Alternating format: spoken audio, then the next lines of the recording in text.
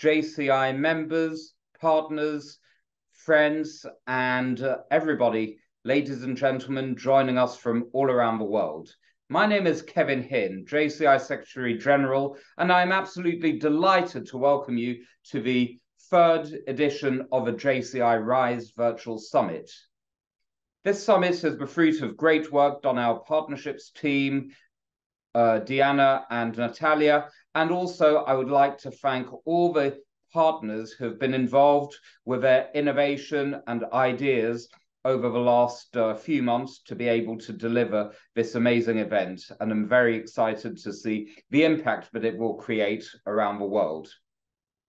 As you know, JCI is an organization that develops leaders for a changing world centered around actions in 4 different areas of opportunity: business, international, individual, and the community.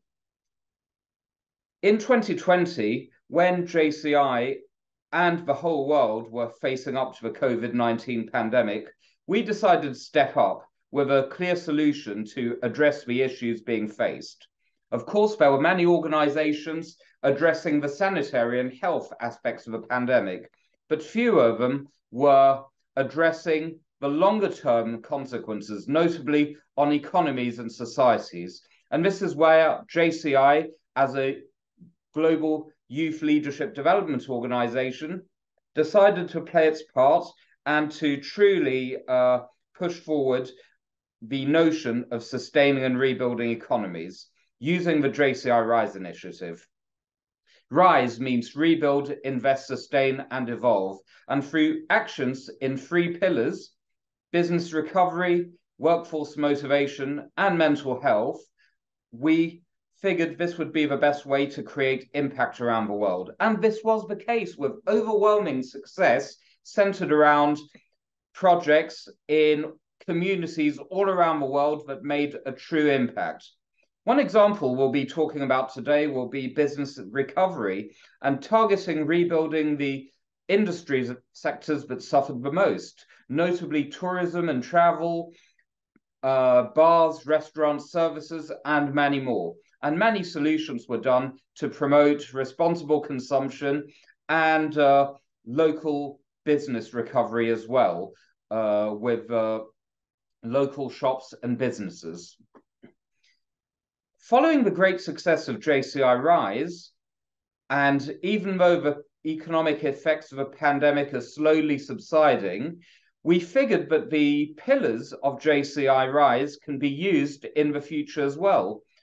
As you can see, the JCI RISE pillars are all aligned with 7 of the United Nations Sustainable Development Goals, and we hope that in the future, these pillars will be used to address other problems which are aligned with the 2030 Agenda of the United Nations, notably climate change, reforestation, peace, workforce motivation, unemployment, prosperity, and many more challenges the world is facing right now.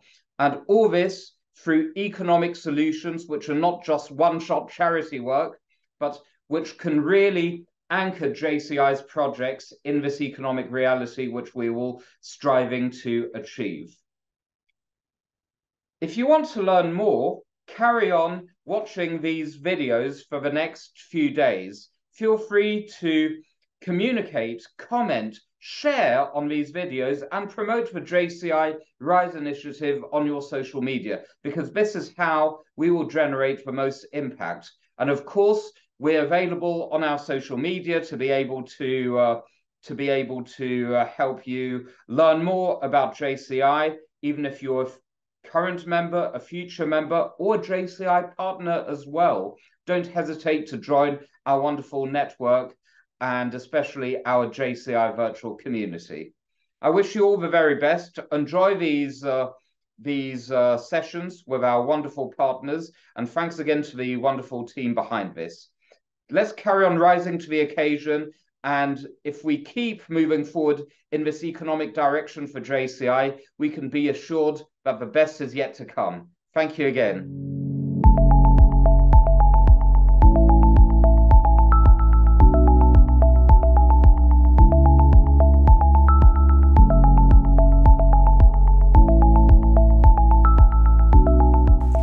Hi everyone, it's my pleasure to celebrate with you green investments today.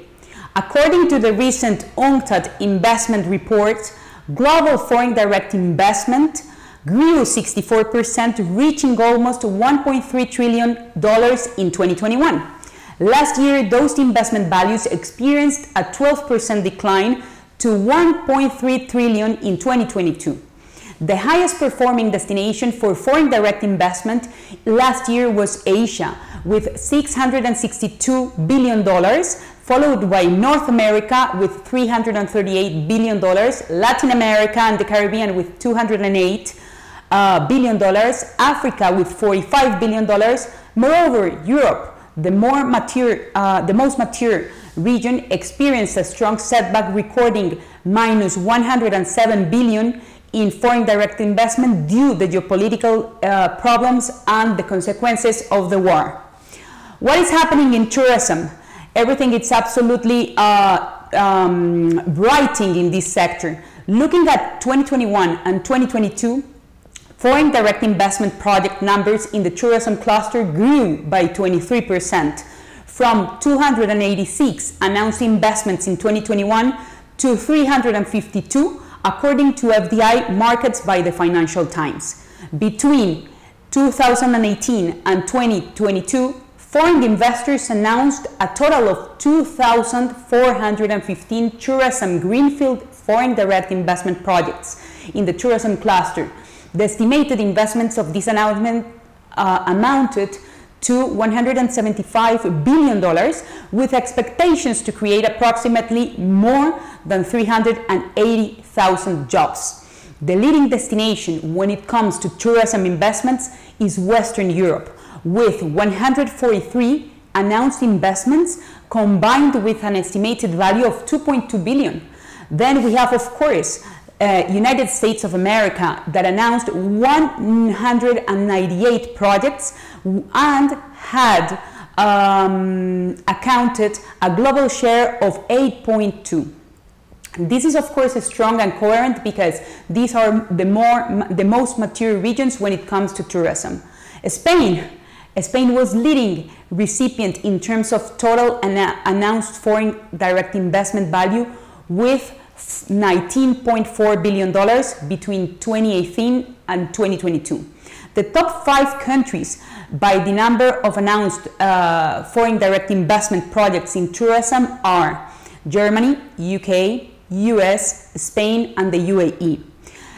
More than ever, we need to promote not only investment on infrastructure. When we see the overall investments, investing in infrastructure is more than 80%. We need to invest in people. A recent ILO report has informed that an estimated of 882 global tourism jobs per year will require vocational training until 2030. When it comes to investing in planet and sustainability, the global financial needed to implement the Sustainable Development Goals is estimated to be between 5 trillion and 7 trillion per year, with a 2.5 trillion annual financing need in developing countries for key infrastructure sectors and related areas where social impact and community-based tourism is crucial. I have to say as well that when it comes to sustainability, we have to take into account not only the climate change, but also what is the real impact of tourism in the sector. And on the other side, of course, to promote a more green infrastructure that can help to achieve the social impact, the women empowerment, the community-based in what we are doing, and at the end of the day, that this is current when it comes to the creation of added value jobs. I have to say as well that not only it's important to invest in people and planet, the third pillar of the UN agenda is investing in prosperity. Investing in prosperity is about investing in youth empowerment, investing in startups, investing in every single thing that can make the most human economic sector brighter. As you know, 50% of youth working in tourism only have secondary skills. Education is crucial, but also having an innovative mindset is crucial today. According to IFC, the green building sector represents a 24.7 trillion investment opportunity by 2030 across all emerging market cities with a population of more than 500,000 people. And when it comes to green infrastructure, it compromises, of course, a small share of the global construction. We have to take into account that today tourism SMEs are almost more than 80% of the whole touristic business tourism chain. We need to empower them as well to invest in sustainability, to work with them in order to account a better future through education, and finally to innovate and to use digital skills on the matter. I want to thank all of you because today, more than ever, this is the moment where in the UNWTO we feel that by empowering people, by empowering buildings and infrastructure investments into a greener world, and by empowering youth by using startups, using new technologies, using artificial intelligence, the metaverse, data-driven decisions, among others, can help in a way to promote a more efficient and a more complete investment framework. I would like to wish you all the best in everything that you do in this journey. And of course, I want to welcome you to follow the UNWTO initiatives when it comes to investments, to innovation, to education, and to enroll them in order to lead the change in this sector, the most human economic sector. Thanks a million, and once again, you count on the UNWTO to make things happen. Thank you.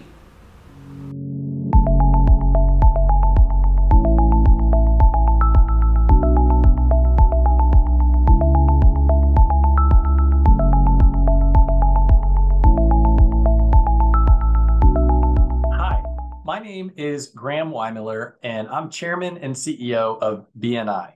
BNI, which has been in operation for nearly 40 years, is the world's largest business network. We have over 11,000 chapters of purpose-driven entrepreneurs and business leaders that meet every week to help exchange referrals for new customers and new clients. And so in the last year, our 312,000 member businesses have exchanged referrals and closed business of over $22 billion. So we have a chance to learn from a lot of terrific entrepreneurs and business leaders worldwide. And I am thrilled to have a chance to share some perspective with you on entrepreneurship as part of Global Goals Week, put on by JCI RISE. And it is a real honor to have a chance to collaborate with JCI members worldwide.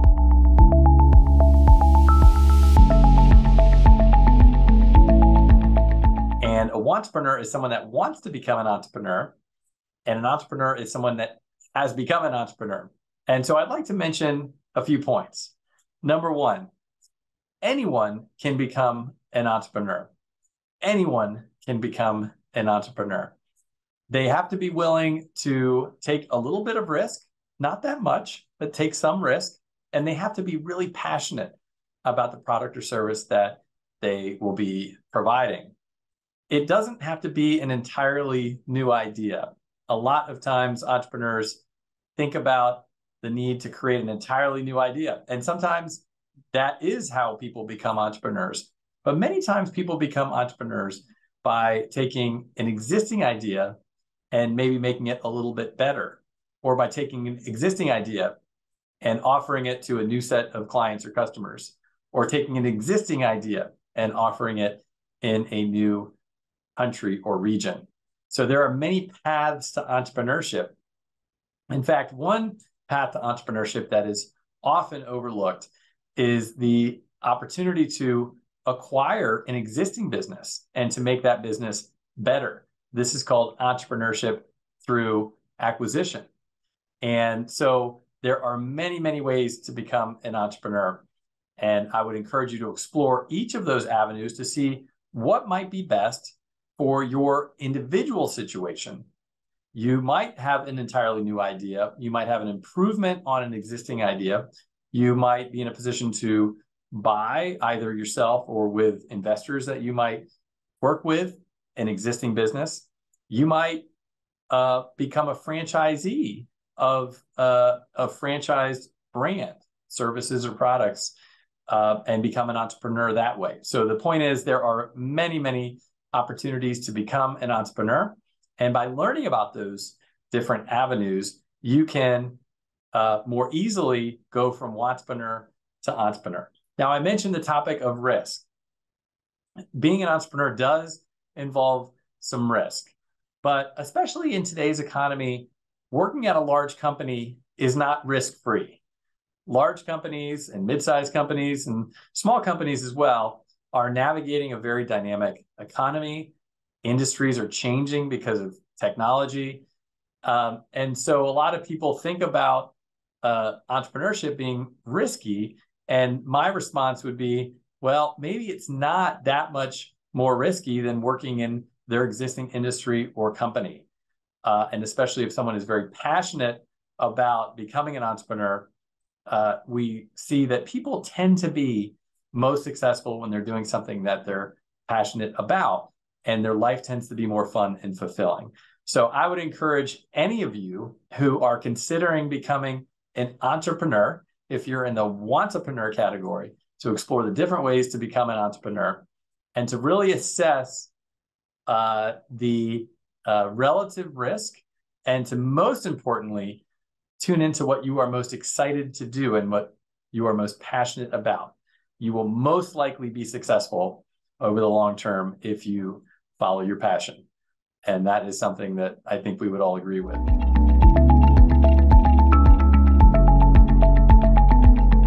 And the first habit that I would suggest is really important for any entrepreneur is to understand the data, understand the numbers of the business opportunity or the business that they are leading.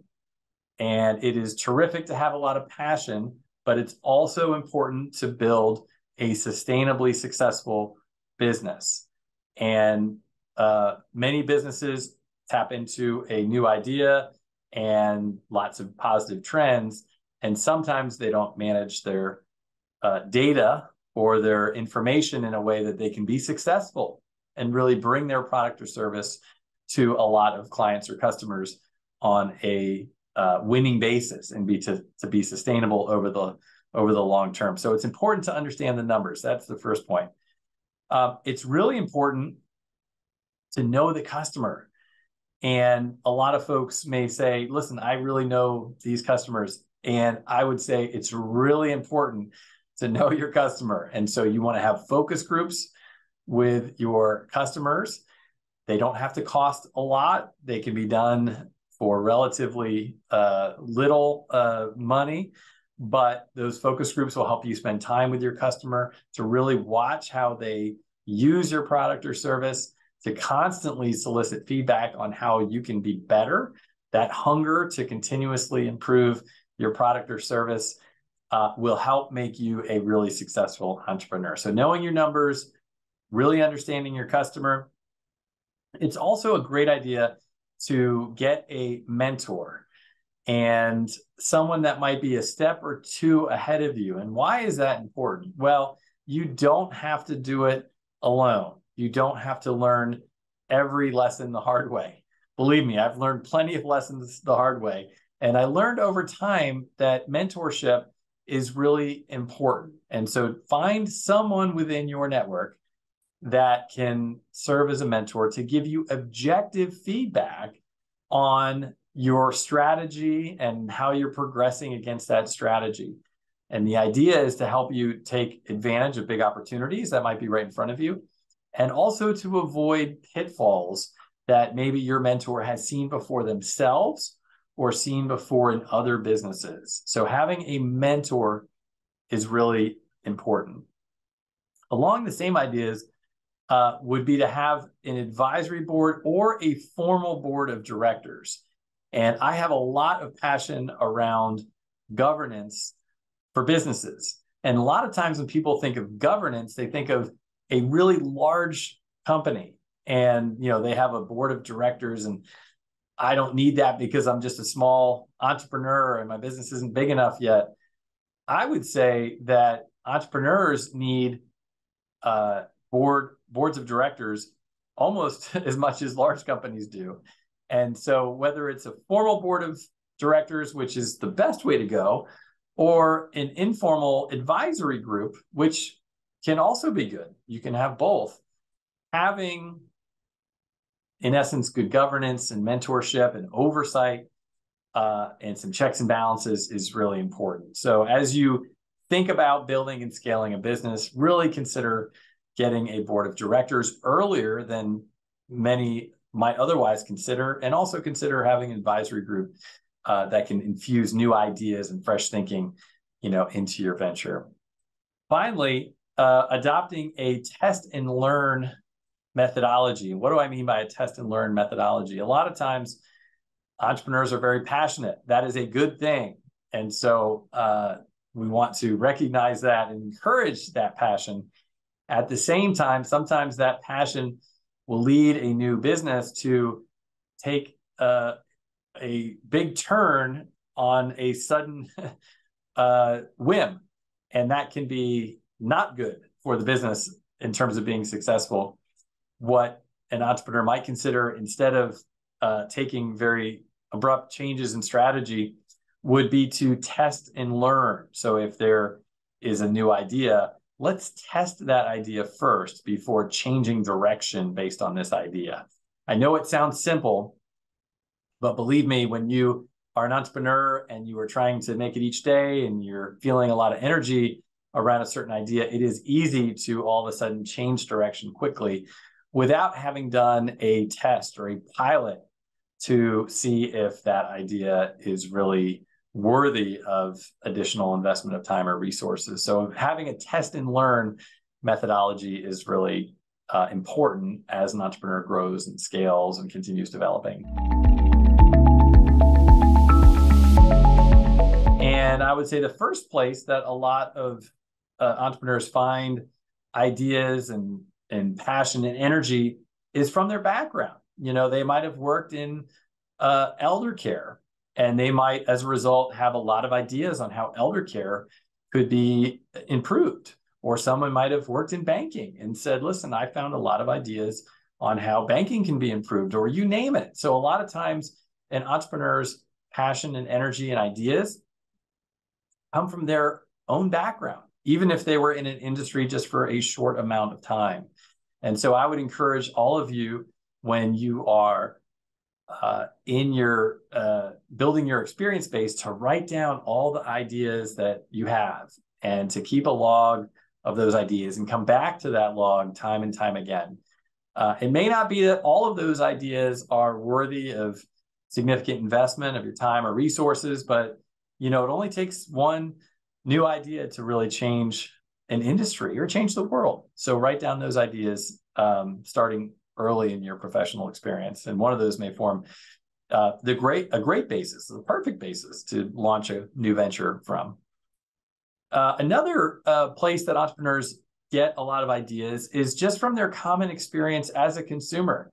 They might be out, renting a car or taking a flight or eating at a restaurant or taking a vacation or taking a class, and they might generate ideas about how that experience could be better. So you're a consumer of many types of products and services, and you probably generate a lot of ideas just in your day-to-day use of those products and services. And so that can often form the basis of ideas to launch new ventures and new companies. And so finally, I would suggest that a lot of entrepreneurs find ideas and launch companies about things about which they're passionate. They may be very passionate about sustainability, of course, which is really important always, but especially in today's world, we're trying to find ways to produce products and services and live our lives in ways that are more sustainable and that encourage, healthy stewardship of the environment. And so that may be a big passion of yours. And so your ideas may generate from that passion of sustainability, or you might be very passionate about data and how to use data to make customers better off or to make companies better off. And you might have a lot of passion and energy around that. So having your antenna up for things that you are very passionate about can be a great way to identify ideas to launch a new venture or a new company. And so those are a few ways that people commonly come up with ideas and launch ventures: is their professional background, their common experience as a consumer of products and services, and then just listening to their own passions. Those are three areas that produce a lot of great entrepreneurs over time. So in summary, I would just say anybody can be an entrepreneur. And sometimes people ask me, well, what's the right stage of life to be an entrepreneur? And I would say there is no right or wrong stage to be an entrepreneur. You can be an entrepreneur early in your career, and there are some advantages and disadvantages to that. You can be an entrepreneur midway through your career, and there can be some advantages and disadvantages to that. Or you could be an entrepreneur late in your career or late in your life, and there are advantages and potential disadvantages to that. I do think a common path of success for entrepreneurs is having mentors so they get consistent feedback, really testing ideas and knowing your numbers so that you are able to build a business that is successful over the long term. And ultimately making sure that you're really passionate about the product or service that you're offering, and that you're passionate about customer success and client success. And if you are passionate about those things, you will be successful. Now, one of the things I'll say about entrepreneurship is you might not be successful on the first iteration, and that is okay. That is okay. And one of the sayings that I've heard and I agree with is that sometimes people learn on their first and they earn on their second.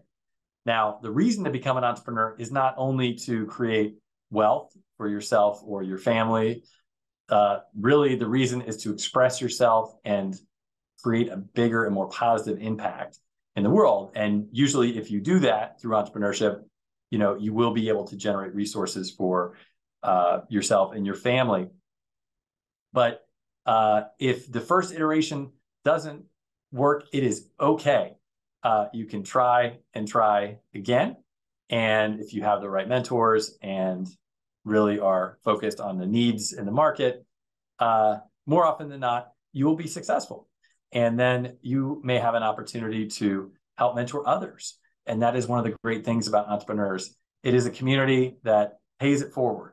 And so I would encourage all of you, as you are becoming more and more successful and more impactful leaders in the world, to mentor those around you that may not have had the opportunity to have mentors before. So again, my name is Graham Weihmiller, Chairman and CEO of BNI.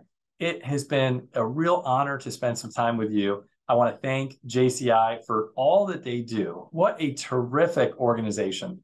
And we appreciate JCI so much, and I'm sure you do as well. I wish you all the best in your career and in your entrepreneurial endeavors.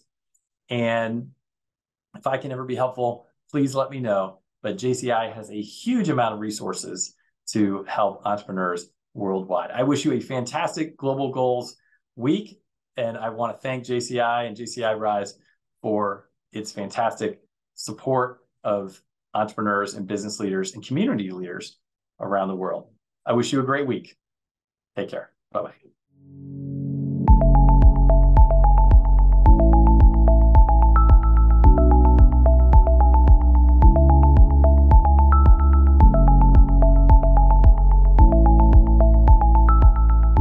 Hi, my name is Ullas, and I send my warmest greetings to all of you who have joined the 2023 JCI RISE Virtual Summit from different parts of the world, I'm told. I head the Centers of Entrepreneurship for the International Chamber of Commerce in 14 countries across the world. My team and I are trying to support small and medium enterprises to drive economic and social progress. I'm thrilled to be here because I'm told that I'm addressing young leaders who are hungry to make a difference. And this theme, the RISE theme of rebuild, invest, sustain, and evolve, is more relevant today than ever.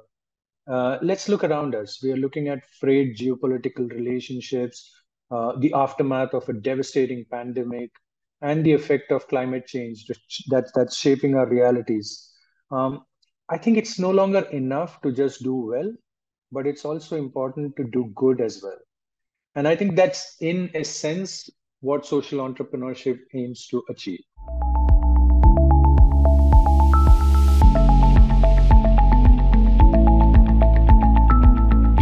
So when Bill Drayton, the venerated thought leader and the founder of Ashoka, coined the term social entrepreneurship in 1980, he meant for it to use principles of market-led businesses to drive better outcomes.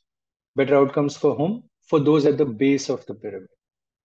In other words, the 4 billion people who live in abject poverty, surviving on less than $2.5 a day, right? Those were different times, though. Policymakers, governments, businesses, leaders, they were all slow to wake up to the need for social entrepreneurship. Back then, social impact still meant doing something without any expectation of returns, right? It was considered an act of service. But many of the social inequities that existed in the 80s have only gotten worse. And today we live in a world where income disparity continues to rise and natural resources are depleting by the day. But fortunately, what is different today is a general consensus that economic growth also needs to be inclusive growth. Any progress that excludes those at the base of the pyramid is unacceptable. And as you speak with people around you, you will unmistakably come across a question. So many corporations design products for the poor and sell to the poor. So many corporations provide livelihoods. In fact, the bigger the corporation, the more people they employ. Aren't they social enterprises? How are they any different from social enterprises? But before we even get into what is different, let's explore what is common to any form of entrepreneurship. The founder of any successful startup enterprise will tell them that what drove them to start up is that they were trying to solve a problem, right? They were trying to solve a problem that hadn't been adequately addressed or had been ineffectively addressed. That's it. At their core, all entrepreneurs are problem solvers.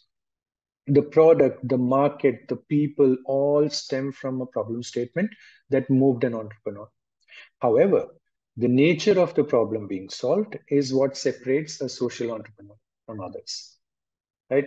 It comes down to this one simple, beautiful word, that is mission. What is the mission of an enterprise? Do they evaluate an opportunity through the lens of profit motive alone? Or let me put it this way, do they design products for those who can pay? Or do they design products that make it affordable for those who couldn't pay for it before? Right? Do they design solutions that improve social outcomes through a market-based model? That is, do they earn profits while also creating social impact? Right? For a social enterprise, social impact is non-negotiable.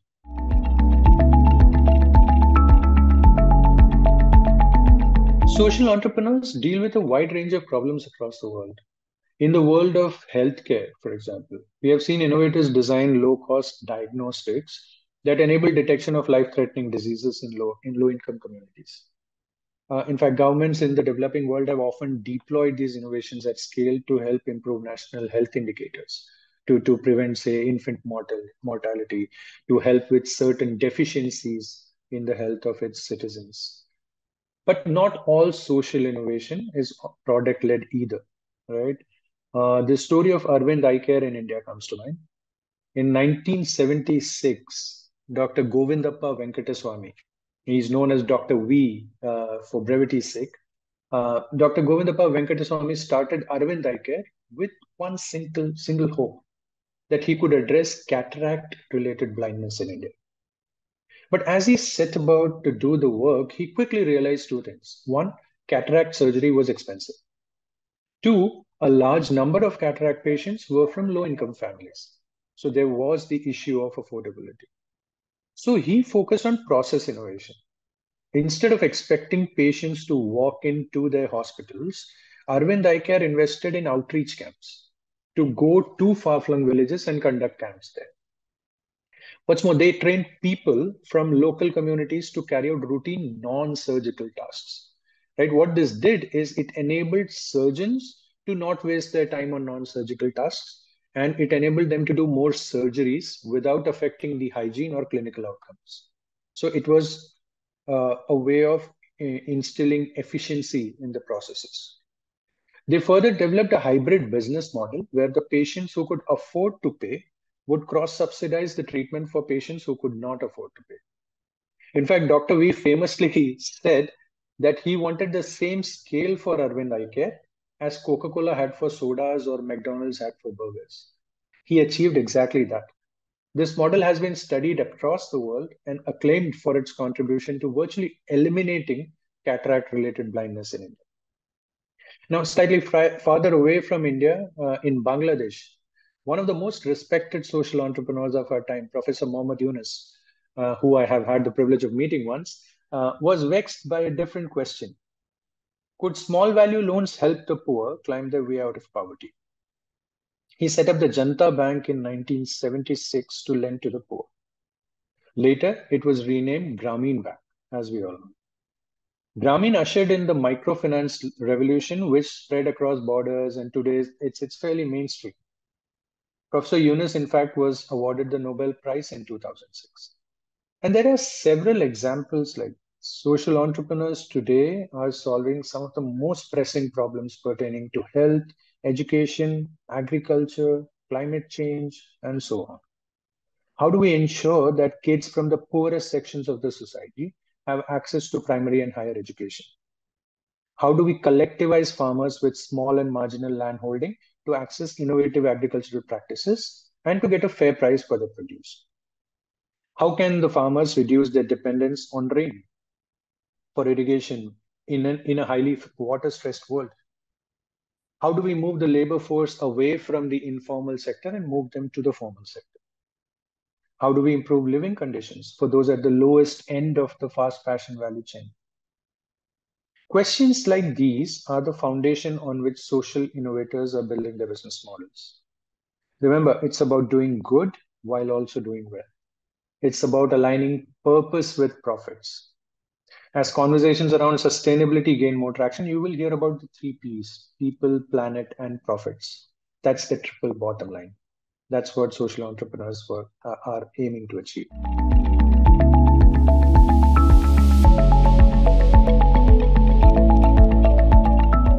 So if you're considering social entrepreneurship, know this: the world is more ready for you than it has ever been. On one hand, there is an urgent need for your participation in solutions. On the other, there is an ecosystem that has come up, just so that social entrepreneurs like you can successfully build and scale your enterprises. The key to being a successful social entrepreneur is starting with complete immersion. By immersion, I mean obtaining a complete, well-rounded understanding of the problem you're attempting to solve. And there is absolutely no shortcut to this. Speak to the communities you want to serve, live with them, understand their issues, their motivations. What do they aspire to be, right? What drives them? What are their lived realities? Let your idea emerge from that. Please do not make the mistake of force-fitting a problem to your business idea. That would be a bit like putting the cart in front of the horse, right? A useful way of immersing yourself is to sign up for a social impact fellowship. Fellowships have emerged as a very useful tool. It allows you to be involved not only as a student who's learning, but also as a professional who is contributing their skills. So many successful social entrepreneurs actually started out as fellows. So find a fellowship that resonates with you, is focused on the causes that are closest to your heart, and immerse yourself in the learnings. The next step is to find a solution to the problem you want to work on. A solution that will not only help generate revenue and profits, but also create social impact. This is where you will need incubation support. In fact, I read somewhere that there is no such thing as an original idea, and I completely agree with that. It is highly likely that others have tried what you are trying to do now. So letting an incubator guide you through those early days of your journey will help you avoid the mistakes others have made. It will also make your journey seem a little less uncertain and lonely, because most entrepreneurs often say this, that entrepreneurship is a very lonely journey. In addition to this, you get access to co-working spaces You get classroom sessions on how to build your product and businesses. You'll get the attention of experienced mentors who can tell you a thing or two about setting up a successful enterprise. And in so many cases, you will also have some seed capital or grants to fund your enterprise in the early stages. Remember, not every scientist will make for a successful CEO. This difference is very important to understand. No matter how good your idea is, it takes many different disciplines working together to convert that idea into a successful enterprise. For example, you may be a great engineer who has come up with a useful new product for farmers. But now you need the services of a chartered accountant to set up and register your company. You also need a lawyer to help make your innovation secure against idea theft. You also need help understanding term sheets, hiring practices, operational compliance, and so on. Fail at any one of these functions, and your enterprise might also end up in failure. This is where an incubator could help you out. Then there is investment. There are grants available to early stage innovators, which will help you build products, hire your first team, run pilots, make your first sale. There are angel investors who will not only back you in your early days, but also open up their experiences and networks for you. Someone I know once told me that sometimes the most effective form of mentoring is just opening up your Rolodex and making a call to someone and making a connection. And that is so true. Sometimes networks are so invaluable. Then there are impact investors who invest in your company at various stages in return for an equity stake. This will help you scale your business and also extend the benefits of your innovation to a larger pool of people. Unlike regular venture capital investors, impact investors deploy what is known as patient capital. They are willing to be patient in their expectation of returns as they realize one thing, that the challenges of monetizing an opportunity, especially for the base of the pyramid, are many. Right? Lastly, there's the talent. Graduates today no longer want to look at conventional jobs to earn money. They don't care where the next paycheck is going to come from. They do care for it, but they want it to be meaningful. They want their careers to be meaningful. They're moved by the disparity they see around them, and they want to be part of the solution. So scout those mission-driven professionals to partner with. Right? Create an inclusive organization even as you build a successful business. That inclusion is extremely important. And now there is a lot of documented research studies that tell you that the more inclusive your organization is, it's better poised to succeed in the marketplace as well. And for everything that I've said about building scalable business enterprises, scalable social enterprises rather, it is equally important to understand that impact comes in all sizes and forms. You could choose to go inch wide and mile deep. An example of that would be an enterprise that works across multiple social indicators in a limited geographical area. An enterprise that is trying to improve overall outcomes for one village or one district or one community. Or you could choose to go mile wide and inch deep. That is, focus only on one problem, but scale it across several geographies. The impact you will create in both the cases will be invaluable. If you want to remain small and focused, do that. If you don't want VC investment, try and bootstrap your way to slow success. There is absolutely no wrong way to doing it.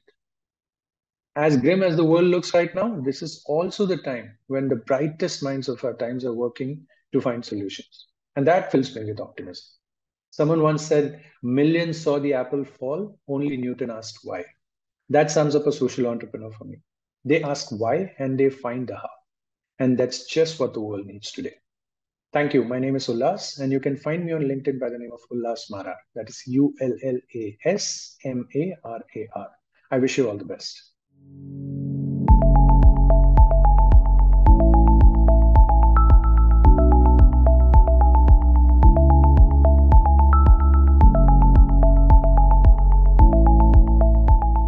A warm welcome from the World Business Angels Investment Forum. I am Executive Chairman of the forum and also a Global Ambassador of JCI. Dear friends, dear JCI members, dear JCI Global Community, I am wishing you a great success in your future endeavors. And I want to highlight some important details, I think that will make you more successful in the future in your endeavors. World Business Angels Investment Forum is a global partner of an affiliated partner of the G20 Global Partnership for Financial Inclusion, GPFI. Our committee is chaired by the Queen Maxima of the Netherlands. We have 4 missions: easing access to finance for entrepreneurs, enhancing digital inclusion, increasing financial inclusion, and promoting gender equality. And we are trying to reach these 4 missions through a publication house in UK, WBAF Publication House, Global Startup Investment Promotion Agency, WBAF Financial Inclusion Center, and WBAF Business School. And we have 10 country offices around the world, from Thailand to Washington, D.C., from Ghana to Croatia. We are almost in all continents. By the way, we have around 1,600 international partners and senators representing their countries in the Grand Assembly of the World Business Angels Investment Forum. And all these people from 132 countries are sharing the same vision with us. So I am inviting all of you to join our global efforts by representing your countries in the Grand Assembly of the WBAF. And in that case, I think we will create a very positive impact for the world economy. My topic today is about mobilizing the early stage equity markets to create a sustainable economic development in countries. So you may perceive the topic as if I am going to address to theoretical issues, which are generally the issues of policymakers, but this is not the case. I think you will find a piece of cake for yourself in this speech, because the success of creating a sustainable economy is not only depending on the decisions of policymakers. It is not something exclusively, these policies are not exclusively designed for policymakers, but inclusively with all stakeholders of the ecosystem, like entrepreneurs, investors, thought leaders, NGO leaders, and policy makers.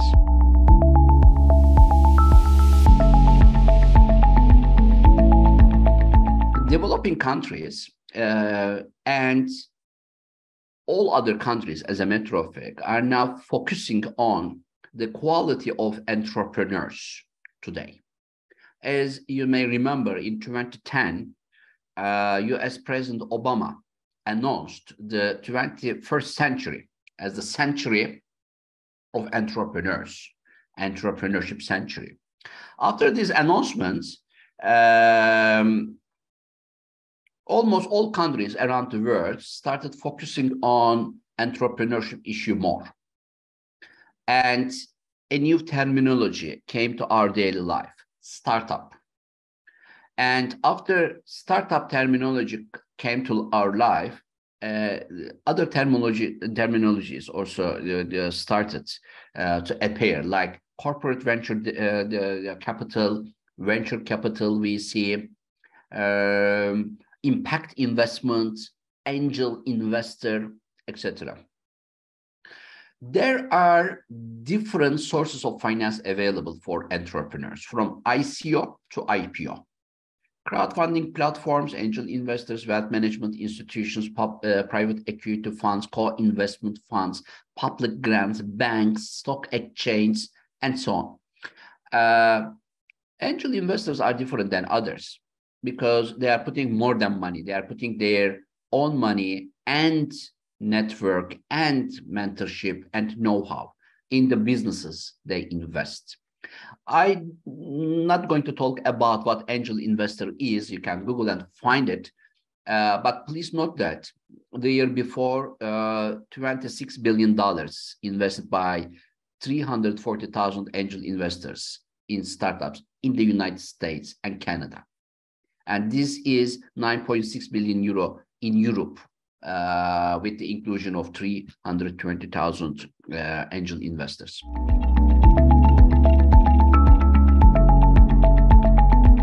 I wanted to draw a picture of the current state of entrepreneurship and how the governments are approaching to entrepreneurship issue. But there is something missing in this approach. Policymakers are thinking if they have more qualified entrepreneurs in their economies, they will be able to attract more foreign direct investments. They will be able to attract more global angel investors to invest in their local startups, startup ventures and businesses. But unfortunately, this is not the case. The missing part of this policy is angel investors or global investors are looking for quality co-investors to invest in local entrepreneurs. So the first priority for global investors, global angel investors, is not the quality of entrepreneurs. The quality of the ecosystem is more important than the individual entrepreneur. And there are two key words that will define, that will give an idea about the quality of the local entrepreneurial ecosystem. Keyword one, quality co-investors from the local market. Keyword two, exits within the market. So exit and co-investor are two important details of the decision process of a global investor in a local entrepreneur or startup. Governments are trying to compensate the loss of their FDI, foreign direct investments numbers, by focusing on the startup economy. Why? Because almost in the last 10 years, FDI numbers, foreign direct investments, are going down. So as a matter of fact, almost all countries are losing money because they are not able to have enough direct investment from global markets for their countries. But the good news is now we have unicorns in the world. A unicorn means company, startup venture who reaches $1 billion company valuation. This is what we are defining as unicorn. So $1 billion means a lot for developing economies.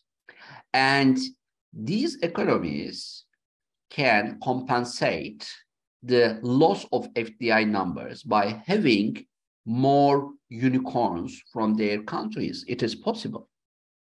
If you Google, you will see that the Hilton, for example, with almost 100, maybe more than 100 years background, has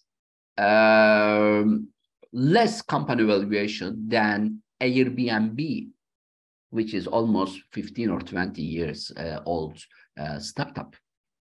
So startup economy is offering interesting opportunities for developing economies.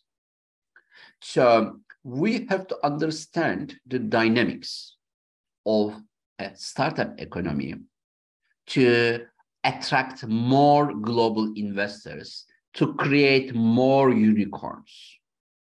There are many countries in the world now who unfortunately couldn't achieve presenting unicorns to the world economy. But it is not too late. So these entrepreneurs with qualified angel investors will always be a potential unicorn of the local economies.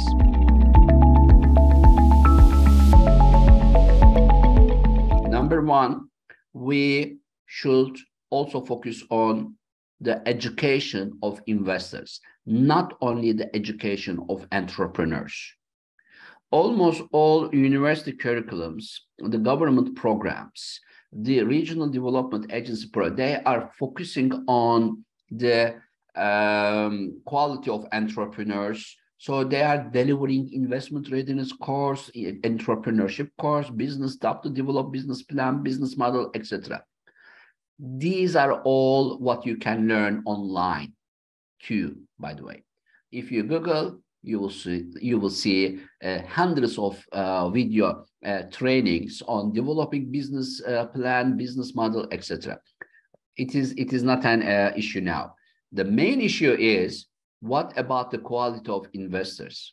Unfortunately, most of the investors, most of them don't know how to make a company valuation, making a due diligence about the startup ventures, how to develop a term sheet, how to negotiate with entrepreneurs, and so on. So as an affiliated partner of the G20 Global Partnership for Financial Inclusion, the World Business Angels Investment Forum is inviting all policymakers to consider delivering quality education to potential investors. This is going to create a quality investors network in each country, and this will be a good opportunity for global investors to co-invest in local entrepreneurs. Number two, we are also inviting all policymakers to focus on the availability of corporate venture capital in the market. Dear entrepreneurs, dear startup founders, before you establish your business, please make a due diligence about your own market and try to understand which industries, which companies have corporate venture capital available to invest in startups. If you develop your business accordingly, then it will be an easier life for you in the future to raise finance. I think you understand what I mean, and it is also an issue of the difference between entrepreneur and smart entrepreneur. Today, there are millions of entrepreneurs, billions of entrepreneurs.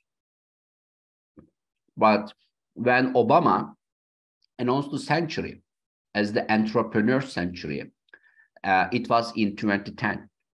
Now we are in 2024. In 15 years of time, many things changed. So I think if Obama would be the US president today, he wouldn't announce the century as entrepreneur century. He would announce the century as smart entrepreneur century. So I am inviting all of you to consider all these dynamics of startup economy.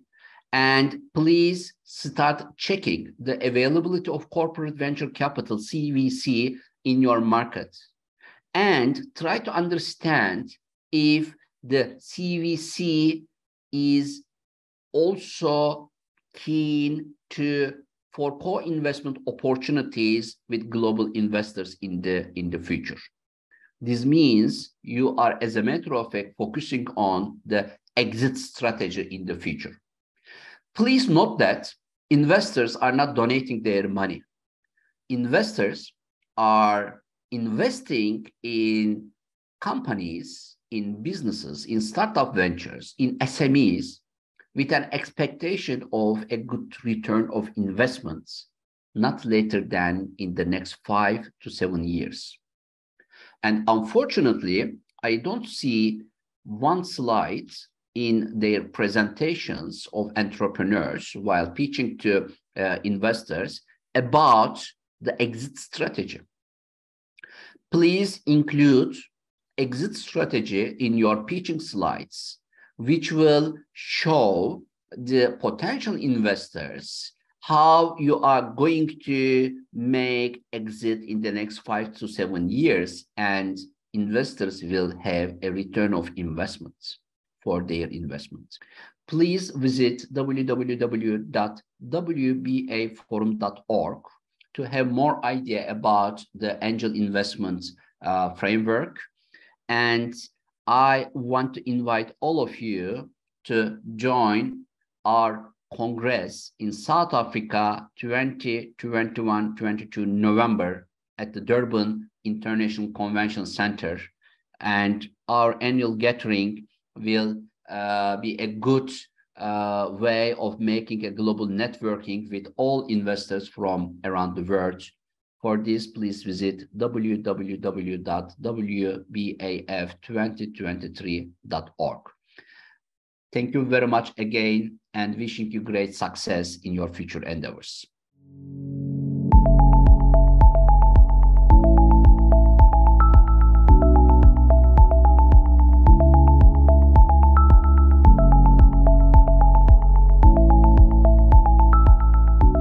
Hello everyone, welcome to the 2023 JCI RISE Virtual Summit. I'm Vincent, co-founder and CEO of DVB, and it's an absolute honor to be here to discuss the future of money. I want to extend my heartfelt thanks for inviting me to this session. I'm glad to be part of this event, and it's a pleasure to join this esteemed gathering. I'm truly excited to delve into this important topic with all of you. Before we delve into this exciting topic, let me briefly introduce myself and DVB. At DVB, we are committed to creating a one-stop Web3 solution based on the Virtual Asset as a Service platform. Our mission is to assist brands and creators in a simple, fast, cost-effective manner, without the need for coding knowledge.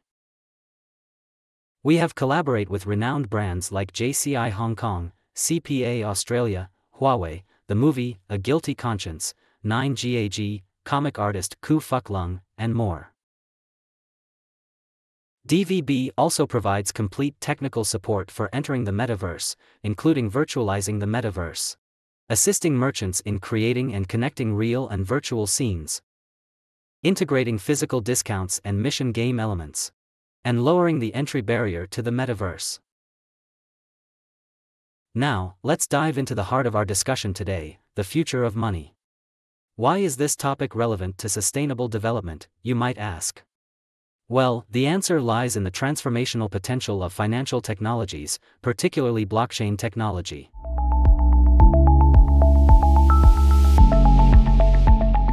Blockchain's core principles of transparency, security, and decentralization offer a unique pathway toward sustainable development.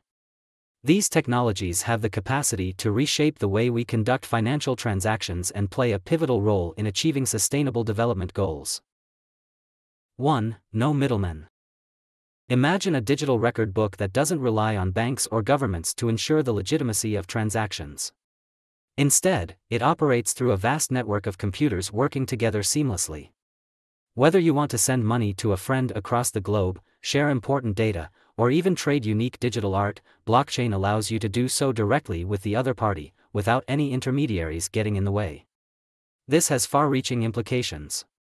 It means quicker and more direct transactions, reducing the time and cost associated with traditional intermediaries. It's like having the power to manage your finances or digital assets without having to go through a third party. This decentralization of control is at the core of blockchain's transformative potential. 2. Transparency, security, and cryptography. But what makes blockchain truly remarkable is its unparalleled level of transparency and security. Once something is written in this digital record book, it's there to stay, much like writing with a permanent marker. This permanence ensures the integrity of the record, making it incredibly secure and trustworthy. So, how does it achieve this? The answer lies in the world of cryptography. Blockchain employs complex mathematical algorithms and secret codes to safeguard your information. You have your secret code, known as a private key, which proves your identity. On the other hand, there's a public code, like an address, that others can see. These codes ensure that transactions remain private and secure, protecting your data from prying eyes. 3. Everyone agrees and smart contracts.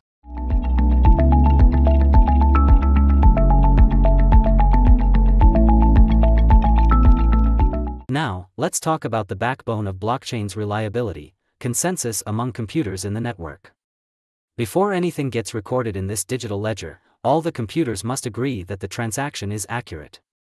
This agreement process ensures that only valid transactions are added to the ledger, effectively preventing any fraudulent or unauthorized changes. This consensus mechanism is the key to trust in the blockchain world. But blockchain offers more than just secure and transparent record keeping. It also introduces a revolutionary concept known as smart contracts. Imagine computer programs that can run themselves.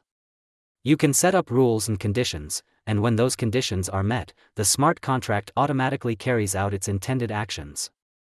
For example, you can create a smart contract that releases payment when a package is delivered to its destination. This eliminates the need for intermediaries or escrow services, reducing costs and increasing efficiency. It's a game changer for industries such as finance, supply chain, and even legal services, where contracts can be executed without the need for intermediaries, saving time and money. 1. Financial inclusion and accessibility. Cryptocurrency is more than just digital money, it's a tool for financial inclusion. In our world today, millions of people lack access to basic financial services due to geographical constraints or economic circumstances. Cryptocurrency provides a solution by offering a decentralized and borderless means of transferring and storing value. With just a smartphone and an internet connection, individuals can participate in the global economy. This inclusivity empowers those who are currently underserved by traditional banking systems, enabling them to access financial services, make transactions, and secure their financial futures. 2. Security, transparency, and reduced transaction costs. Another compelling reason for cryptocurrency's existence is the enhanced security and transparency it offers. Traditional financial systems often rely on intermediaries like banks and payment processors to facilitate transactions.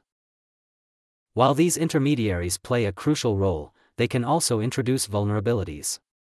Cryptocurrency, built on blockchain technology, provides an unprecedented level of security. Every transaction recorded on a blockchain is immutable, meaning it cannot be altered or erased. This makes cryptocurrency transactions highly secure and resistant to fraud. Furthermore, the transparency of the blockchain allows anyone to independently verify transactions, promoting trust and accountability.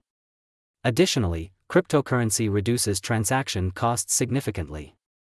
Traditional financial transactions involve various fees, including currency conversion fees and wire transfer fees. Cryptocurrency eliminates many of these fees, offering a cost-effective alternative for domestic and international transactions. 3. Innovation and financial freedom. Cryptocurrency is a catalyst for innovation in various industries. Blockchain technology, which underpins cryptocurrencies, has paved the way for decentralized finance, DeFi, non-fungible tokens, NFTs, and numerous other applications.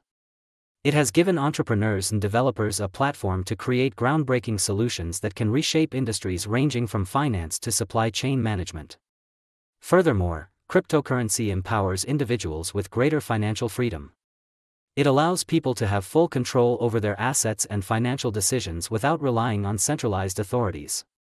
This financial autonomy can be particularly significant in regions with volatile currencies or unreliable financial institutions.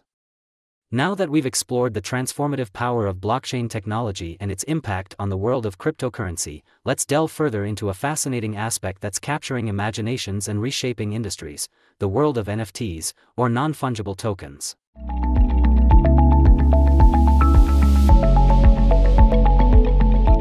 Non-fungible tokens are unique digital assets that exist on a blockchain.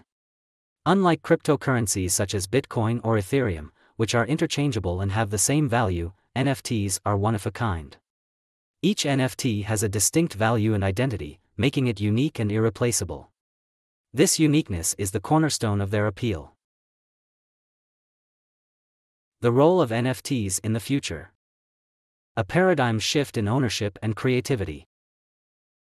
As we navigate the digital age, the profound impact of non-fungible tokens, NFTs, on our perception of ownership and empowerment becomes increasingly evident. In this era of digitization, where everything from art to music and collectibles has transitioned into the digital realm, NFTs emerge as a transformative force that transcends mere digital files, offering a revolutionary way to establish ownership and authenticity with unprecedented clarity. 1. Digital ownership and authenticity, a revolution in perception. NFTs are at the forefront of revolutionizing how we perceive ownership in an increasingly online world. In a landscape where our most prized possessions often take the form of intangible digital assets, NFTs introduce a groundbreaking method to prove ownership and guarantee authenticity. They do so by harnessing the power of blockchain technology, which creates an unalterable and transparent ledger of ownership. When you hold an NFT, you're not just holding a digital file, you're in possession of a digital certificate of authenticity, securely recorded on the blockchain. This certificate not only signifies your ownership but also provides an immutable and transparent history of the asset's provenance. Imagine owning a unique piece of digital art, a rare collectible, or a memorable in-game item. Prior to NFTs, establishing and verifying ownership of such digital assets was a convoluted process reliant on trust and often lacking substantial documentation. NFTs streamline this process by offering a digital certificate that cannot be tampered with or replicated. It's akin to possessing a digital fingerprint, a unique and irrefutable marker of your ownership. This transformative shift in the perception of ownership has profound implications for various industries. It empowers artists, musicians, writers, and creators of all kinds to assert their rights over their digital creations, ensuring proper recognition and compensation for their work. Furthermore, it grants individuals a newfound sense of ownership over their digital assets, fostering a sense of digital property rights in an increasingly digitized world. 2. Empowering creators, a renaissance of artistic freedom. NFTs usher in a new era of empowerment for creators across diverse domains, whether they are artists, musicians, writers, or gamers. This empowerment arises from the ability to tokenize their work and directly engage with their audience without the need for intermediaries. Traditionally, creators faced formidable challenges when bringing their work to the market and monetizing it. They navigated complex networks of intermediaries, including galleries, record labels, publishers, or distributors, who often retained a substantial portion of the revenue.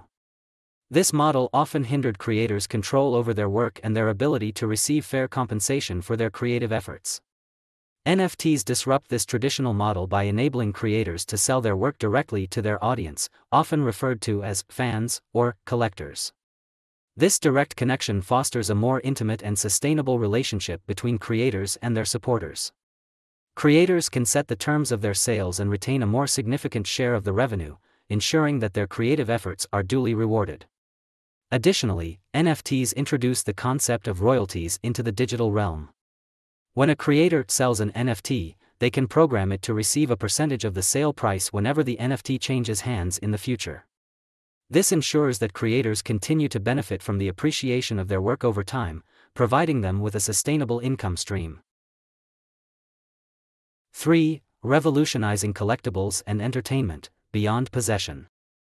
NFTs extend their transformative impact to how we collect and engage with items, transcending traditional notions of ownership. From rare digital art pieces to unique in-game assets, NFTs enable individuals to securely track ownership on the blockchain, eliminating concerns about counterfeit items and establishing a transparent provenance. In the realm of entertainment, NFTs open up new revenue streams for artists. They can offer exclusive experiences or merchandise directly to their fans, creating innovative ways to monetize their talent. This innovation isn't limited to the art world, it extends to the film industry as well.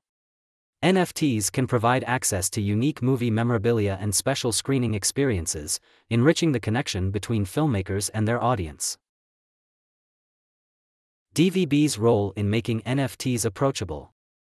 Pioneering accessibility and shaping the NFT landscape. In the dynamic world of blockchain and NFTs, DVB has emerged as a key player, dedicated to driving accessibility and innovation. Let's delve deeper into DVB's role in making NFTs approachable and how it is actively shaping the NFT landscape. 1. Comprehensive suite of solutions. DVB's commitment to accessibility is evident through its virtual asset as a service platform, a comprehensive ecosystem of solutions designed to cater to a wide array of needs. Whether you're an artist looking to tokenize your artwork or a business seeking innovative ways to engage with customers, DVB has a solution tailored to your requirements.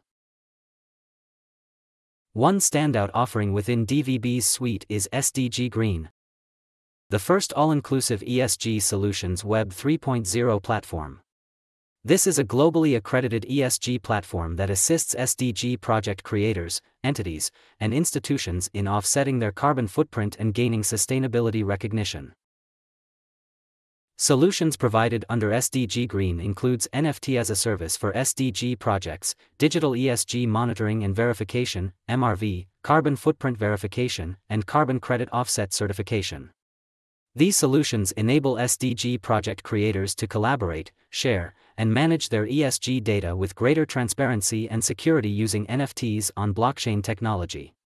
By offering a fast, intuitive, and cost-effective solution for carbon offset management and certification, the platform has already demonstrated its potential uses in ticketing services and fundraising. It has collaborated with the movie A Guilty Conscience and the Hong Kong Cancer Foundation, among others. 2. Retail NFR. The Web3 retail solution has developed a model for digital certificates that are certified by a third party. Apart from its successful showcase as access and coupons, Retail NFR also holds high expectations for its potential in ownership, such as NFT properties and privileged rights. Interact with NFTs. 3. Nafiti, the DAO-governed, gasless NFT marketplace aids creators, entrepreneurs, and license owners in creating and marketing NFT collections while assisting them in building communities. Nafiti has launched collaborations with global brand 9GAG and comic artist Ku Fuk Lung. DVB's vision extends beyond the conventional applications of NFTs. The integration of Web3 technology into public life represents a monumental shift in how we interact with the digital world. By combining digital collections with QR codes, DVB is revolutionizing everyday experiences. Consider a scenario where a simple QR code on your ID card grants you access to secure digital services, medical records, or educational resources. DVB's commitment to expanding the reach of NFTs is paving the way for innovative solutions that touch every aspect of our lives. As DVB continues to innovate, it sets the stage for potential applications in education and healthcare. Imagine a world where academic credentials are securely stored as NFTs, ensuring transparency and authenticity. Medical records become easily accessible and transferable, streamlining healthcare services and enhancing patient care. DVB's dedication to making NFTs approachable extends into these critical domains, fostering trust and efficiency. Thank you for joining us in this insightful journey. As we look to the future, we anticipate further innovations, breakthroughs, and a world where the power of blockchain and NFTs truly enriches our lives and revolutionizes the very concept of money. Stay tuned for more exciting developments, and remember, the future of money is digital, and it's happening now.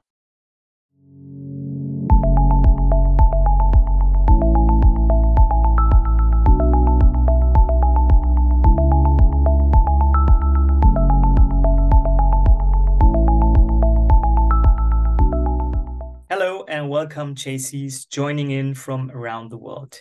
I'm truly excited and stoked to be part of the 2023 virtual JCI RISE Summit.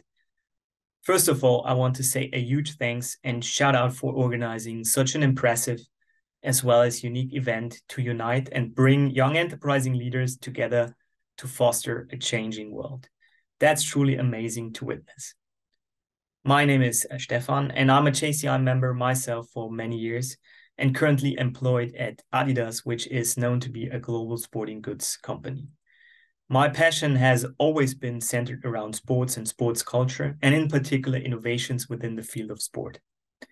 This notion of faster, higher, stronger, together, a booster for many sport innovations, as well as the motto of the Olympic movement, was always very fascinating to me and is what I believe applicable to many areas of our life to make sustained and innovative progress. There is probably no doubt to make progress in our ever and faster changing world, innovation is key. More than ever before, innovate or die is and will be a valid statement, not only from an economic and pure business point of view, but for all mankind. Reflecting on the 17 Sustainable Development Goals, short SDGs, set by the United Nations, goal number 9 is focusing in particular on innovation, but also industries and infrastructure. Goal number 9 seeks to build resilient infrastructure, promote sustainable industrialization, and foster innovation. Economies with a diversified industrial sector and strong infrastructure sustained less damage and experiencing a much faster recovery. After the pandemic, global manufacturing rebounded, but the recovery remains incomplete and actually uneven. Especially lower developed countries need our dedicated support. Why? Just because higher technology industries performed much better and recovered faster, providing a strong example of how important technological innovation is to achieving SDG goal number 9. Economic growth, social development, and climate actions are heavily dependent on investments in infrastructure, sustainable industrial development, and technological progress. Facing a rapidly changing global economic landscape and increasing inequalities, sustained growth must include industrialization that first of all, and what I strongly believe in, makes opportunities accessible to all people. And second, is supported by resilient infrastructure and in particular innovation. On the topic of innovation, I will always remember the words my first boss gave to me when asked how important innovation is for a company. As he said, decent economic growth can only happen if there is a good innovation. There will be no growth without innovation.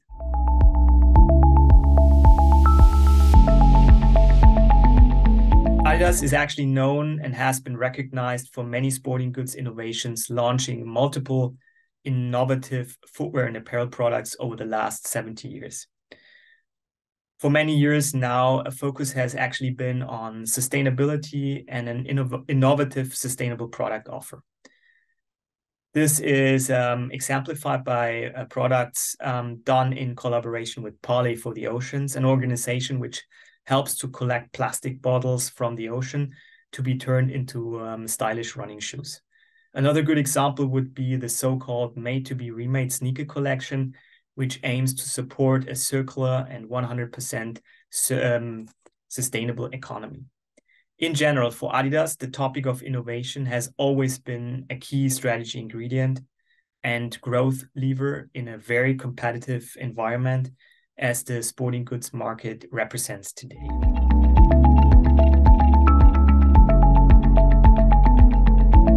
To foster innovation as an entrepreneur, you probably need to create a safe space with open communication and experimentation with no fear of failure. Employees need to be able to share their ideas, opinions, thoughts, while being allowed to have a different point of view. This space will be crucial to gather insights and find new opportunities for growth. The good news is that there are many successful companies out there that have found ways to boost innovation in their organization. So let me share my top 3 tips that you can actually use to help your company become more innovative. Tip number 1, create a culture of innovation. One of the most important factors in fostering innovation is to create a culture that really encourages experimentation, sort of creativity and risk-taking. This means that you need to make it safe for employees to share their ideas, even if they may not be fully formed. It also means that you need to celebrate failure as a learning opportunity rather than a reason to criticize or question people or things. A good example is Google. Google is known for its culture of innovation, where employees are encouraged to spend at least 20% of their time working on side projects that may not necessarily be related to their main job. This has led to the creation of many successful products, including Google Maps or Gmail. Tip number 2, encourage collaboration. Innovation actually never happens in a vacuum. It's usually the result of collaboration effort between people with different skills and perspectives. This means that you need to create opportunities for employees to work together, whether it's through cross-functional teams or brainstorming opportunities. Example here as well, Netflix is a very good example and known for its collaborative culture where employees from different departments are encouraged to work together on projects. This has led to the creation of many successful films and television series with totally new business models and actually revenue streams within the media sector, redefining what subscription and video on-demand service actually means. Tip number 3, empower your leaders. Your leaders play an absolute crucial role in fostering innovation. They need to be able to inspire the teams, set ambitious goals, and create a sense of urgency around the topic of innovation. But they also need to be given the freedom and resources to experiment and take risks. Amazon CEO Jeff Bezos, for example, is known for his willingness to take risks and experiment with new ideas. And this has led to the creation of many successful products and services, including Amazon Prime and Amazon Web Services. There are probably many more good examples of how to foster innovation, but the mentioned ones are my top 3 tips to boost a company's success with an entrepreneurial and innovative mindset.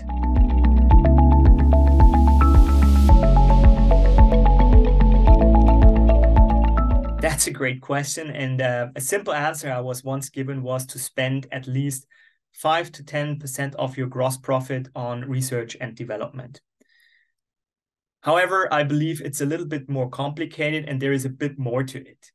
Looking at the 10 most profitable and successful companies in the world, the R&D investment ranges anywhere from 7 to 21% of their respective net sales. Obviously, quite a big range, and R&D investments are not the only, let's say, lever to secure company success, run a profitable business, or to measure its innovative power. When deciding how much to invest in R&D, companies should consider a variety of factors. These include the size and scope of the projects, current market conditions, potential return on investment, and of course, the resources available. Companies should also be aware that investing too little or too much can have negative consequences. The amount invested in R&D will vary depending on the company's goals and objectives. For example, a startup may need to invest more heavily in research and development than an established business with existing products or services. Additionally, some industries require higher levels of investment due to their complexity or competitive nature. The following are a few examples of companies with different investment levels. Apple, for example, invests heavily in research and development. Microsoft has historically invested less, but is now increasing its investments. Amazon Web Services, as mentioned before, focuses primarily on cloud computing solutions right now. Google invests heavily in artificial intelligence technologies such as machine learning algorithms for natural language processing applications. Potential return on investment from R&D spending depends largely on the success of many new products or services, or any new products or services developed through these efforts. A successful product launch might lead to increased sales revenues, while an unsuccessful one could result in wasted time and money. There are other more intangible benefits associated with investing in R&D, such as improved brand recognition and awareness that can contribute to the long-term growth of a company. All in all, the simple answer on how much a company should invest in R&D activities is, it depends on, and which company you are or want to be. To summarize, the ever faster changing world we are all living in requires every one of us to constantly innovate and actually reimagine the future of all sectors of the society. A sustainable economic growth will only be possible and probably achieved with innovations. We need leaders such as the young enterprising leaders of JCI to foster innovation, build a resilient infrastructure, and promote sustainable industrialization. To achieve the ambitious targets of SDG number 9, it requires in particular the young leaders of the world to make this happen. And here I would like to quote Mr. Steve Jobs, who once said, "Innovation distinguishes between a leader and a follower." To continue the conversation around innovation, you can, of course, send me an email. My private email address is stefanmuehleisen@me.com. For further information, please take a look at the dedicated SDG webpage of the United Nations, where you can find tons of useful information and research around innovation, as well as the SDG goal number 9. There are also many good books available focusing in particular on the topic of innovation. I'm currently reading the book No Rules, Rules, Netflix and the Culture of Reinvention. Thank you very much for joining this session and enjoy your 2023 Virtual RISE Summit. All the very best to all of you. Bye.